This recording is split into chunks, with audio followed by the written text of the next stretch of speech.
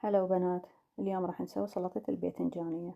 في البداية قطع الخضار اللي هي متكونة باذنجان، طماطة، بصل، فلفل، خيار، أقطعه جوليان، ونقلي الباذنجان قرمشة. نمزج المكونات. طبعا الصلصة مالتها متكونة من الكاتشب ودبس الرمان وكمون ولمندوزي وملح. طبعا هاي السلطة العراقيين كلهم يحبوها، جدا طيبة سهلة، يعني نقدر احنا نسويها بالبيت.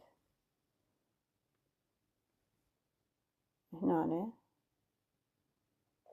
نضيف الصلصات،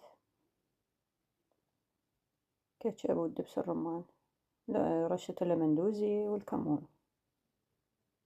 طبعا ضروري الحامض، لا تستخدمون الليمون فريش حتى لا يصير بيها مي.